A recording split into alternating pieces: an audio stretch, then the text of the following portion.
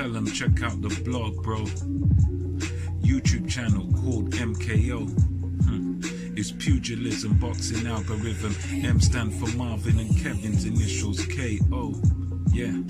What's good, ladies and gents? Welcome to the MKO Pugilism Boxing channel, where we talk all things boxing. Remember to like, remember to subscribe, hit the bell notification to be notified when new content drops, and of course leave your thoughts below, leave your comments below about the subjects that we discuss in these videos. So without further ado, let's get into it. We're going to talk about Errol the True Spence Jr.'s return to the ring against Danny Swift Garcia. Now, this was, was an interesting proposition coming into this fight, and interesting for a few reasons, because prior to this accident, I would have picked Errol Spence Jr. hands down all day long. I would have thought, well, it's just that bit above Danny Garcia in levels, and but this fight here, the question mark was really about, after the car accident. Obviously Spence suffered a horrific car accident just over a year ago, and the question mark really was, well, he's been into this car accident, how will he react when he's hit again? Will his skin hold up? As my partner Kev, he mentioned that he's had skin graft and all this sort of stuff, so will he lose on cuts or something of that nature?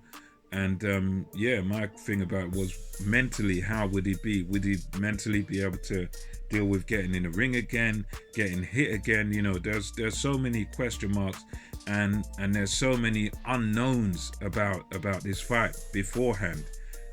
Because we know Garcia is a world-class fighter, not the best, but we know that he's a good world-class solid fighter. So it was a risk going in for Errol Spence, just because of the accident, and because we don't know how he was going to react when he gets hit, when he gets in that ring. Has he got over the mental demons there and everything? So it was an interesting proposition.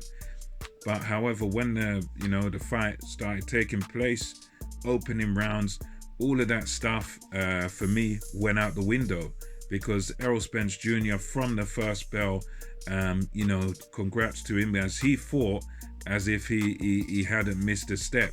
There might have been a slight bit of ring rust in the ring. A lot of people have commented and said, Spence Jr. looks a bit skinnier than he was. He looks a bit sort of slimmer than what he was, and he's quite a wiry framed guy, so maybe so.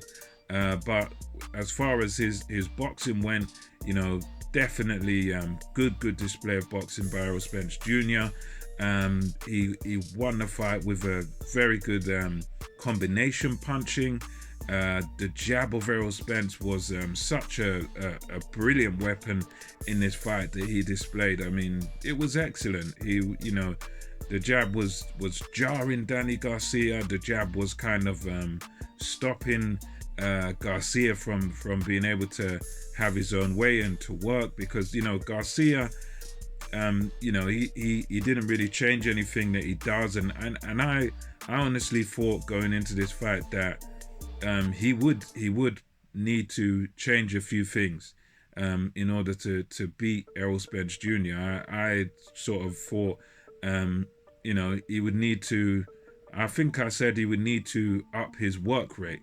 He'd need to be willing to try to hurt Errol Spence Jr.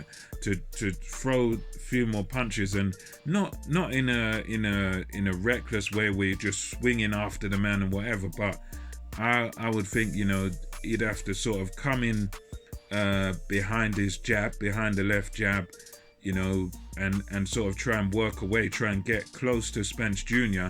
and rough him up from the inside, body shots. And I would, perhaps it was probably asking a bit too much, because that's not Danny Garcia's normal style of boxing. But I kind of thought that he would need to sort of get in there and fight at sort of close quarters with Errol Spence Jr. Don't let Errol Spence Jr. just have his way, but what ended up happening in the fight was, you know, Errol Spence Jr. just basically had his way for 12 rounds. I mean, I think overall you could only give Danny Garcia about, you know, maybe 2 rounds, 3 rounds out of the 12, if you want to be generous. But it was basically a whitewash for Errol Spence Jr. You know, it was Danny Garcia. Yeah, he was there, he was in the fight, but he was always throughout the whole thing just coming off second best, because he was standing back, sort of waiting to counter punch. But by the time he's standing there waiting, Spencer's already landing 3s and 4s on him. Powerful jab, right hand, left hand, should I say, it's a southpaw. But, Spencer's landing 3s and 4s, and Garcia was just going through the fight, sort of taking the shots. He wasn't mobile enough to sort of avoid the shots, because Garcia's a bit kind of flat-footed fighter. He's not like one of those fleet-footed guys that moves around. But I think that, I don't know, in this one, he would almost need to sort of do something like that, sort of move around a little, use his legs, or try and get very close to Spence. And I'd have to agree with what Teddy Atlas was saying on The Fight Is Right, where in his analysis he was talking about Garcia, to win that fight, would need to take away Errol Spence Jr.'s jab, and I agree with that 100%. You take it away with that head movement, ducking underneath the jab, or another way I would suggest is you can almost slip it and counter. So you slip to the outside and then counter with your right hand, because right hand is a good shot against southpaws. I know I've been hit with many of them in my days of boxing, and you'd need to do something like that, where he kind of slips the jab or parries the jab down or something. He needed to sort of disrupt that rhythm of Errol Spence Jr. in order to win this fight, but he done nothing of the sort. He was taking the jab all night long, and as I say, there was no point really where Garcia or his court, where they made any adjustments in the fight. It was literally just, they were just losing it all the way through, just taking the punches.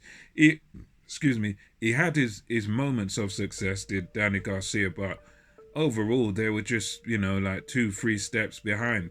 Spence was just literally having his own way, boxing at his own pace, and just punches and bunches, and Spence was just dominating him, just almost beating him up in a way, just throughout the whole thing. And I think one of the problems with Garcia is that he definitely failed to make any adjustments. He failed to make any sort of changes in his game plan, and I don't know, maybe that's a corner thing or whatever. But yeah, there were no adjustments made by Garcia's side. I think Angel Garcia, he did tell him the right thing, in a sense of telling him, look, you need to throw more punches. But I guess it seems that either it's not something they practice in the gym, how to sort of negate Spence's jab and to get him out of his comfort zone or whatever. It seems like, Garcia, Danny certainly wasn't able to do that.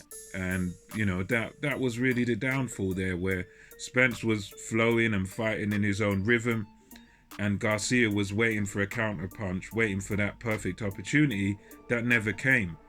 And therefore he ended up just taking punches throughout the whole 12 rounds, not making any adjustments. And Spence didn't need to do anything different. Spence just picked up from where he left off, and it was like the perfect fight for him, the perfect opponent for him, because Garcia is a guy that he doesn't rough you up, he doesn't put pressure on you, he just waits for the counter opportunity.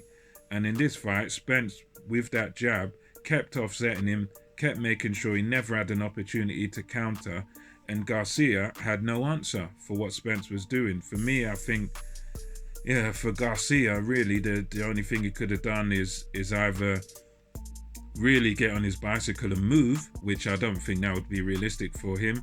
But I think another thing he could have done is, head movement, ducking and diving, rolling, using his own jab, or maybe sort of as timing Spence's jab and throwing a right hand, like what I think it was either De La Hoya or Mosley. One of them done that to each other. I think it was Mosley who done that to De La Hoya, where when De La Hoya, would throw the left jab, Mosley would counter it with a right hand.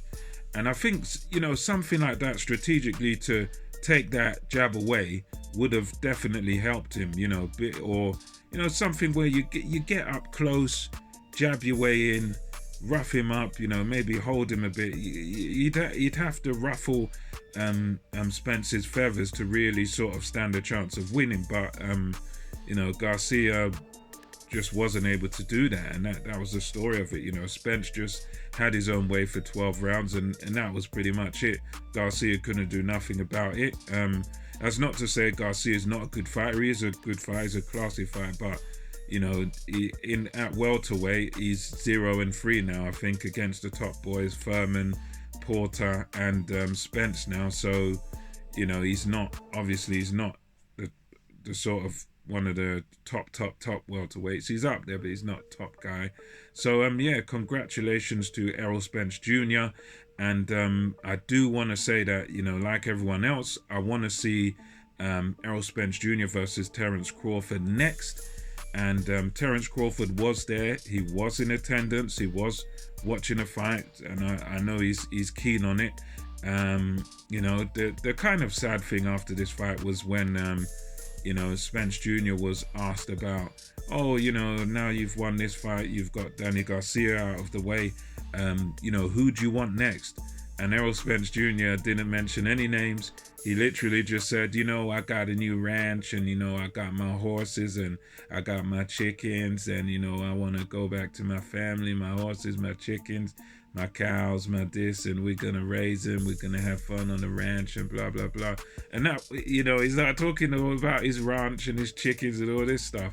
And now, don't get me wrong, listen, I can't begrudge a man his rest and everything after coming off that car accident, and after all that he's been through. I do respect him 110%, so I can't blame him for that. But I think as a boxing fan, at the end of the day, there's only one fight out there for him, and that's Terence Bud Crawford. There is the Pacquiao fight as well, but again, Pacquiao is about, 43 years old or something now, so you can't, again, it probably would be an interesting fight, an exciting fight, but at the end of the day, the real fight for him is Terence Bud Crawford, and my hope is that fight actually happens. So anyway, guys, that's my thoughts on it. Congratulations again to Errol Spence Jr. And until next time, this is MKO Pugilism, over and out. I'll catch you on the next one.